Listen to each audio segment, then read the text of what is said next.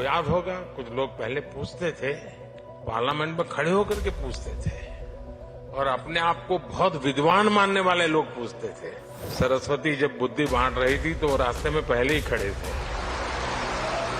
वो पूछते थे कि भारत में बैंक की इतनी ब्रांचेज नहीं है, गांव-गांव बैंक अवेलेबल नहीं है, इंटरनेट नहीं है, यहां तक पूछ लेते थे बिजली भी तो नहीं है, रिचार्जिंग कहां होगा, फिनटेक क्रांति कैसे होगी,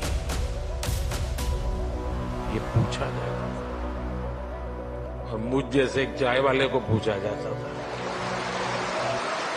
आपको याद होगा कुछ लोग पहले पूछते थे, पार्लियामेंट में खड़े होकर के पूछते थे और अपने आप को बहुत विद्वान मानने वाले लोग पूछते थे।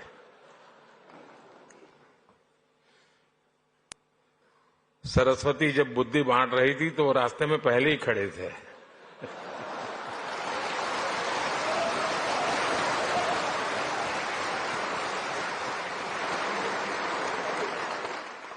और क्या कहते थे? वो पूछते थे कि भारत में बैंक की इतनी ब्रांचेज नहीं है, गांव-गांव बैंक अवेलेबल नहीं है, इंटरनेट नहीं है, यहां तक पूछ लेते थे बिजली भी तो नहीं है, रिचार्जिंग कहां होगा, फिनटेक क्रांति कैसे होगी, ये पूछा जाता था और मुझ जैसे एक चाय वाले को पूछा जाता था।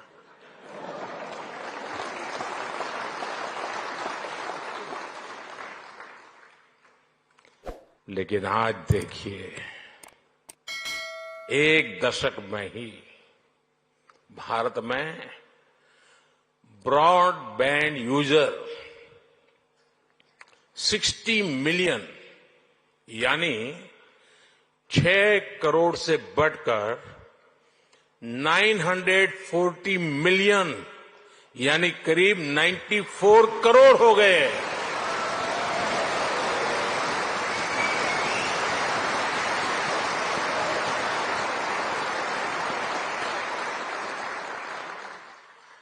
आज 18 वर्ष से ऊपर का शायद ही कोई भारतीय हो जिसके पास उसकी डिजिटल आइडेंटिटी आधार कार्ड नहीं है।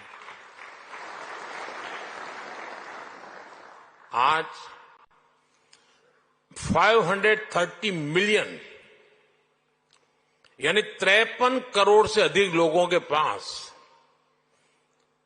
जनधन बैंक खाते हो गए हैं। यानी 10 साल में हमने एक प्रकार से पूरी यूरोपियन यूनियन के बराबर आबादी को बैंकिंग सिस्टम से जोड़ा है।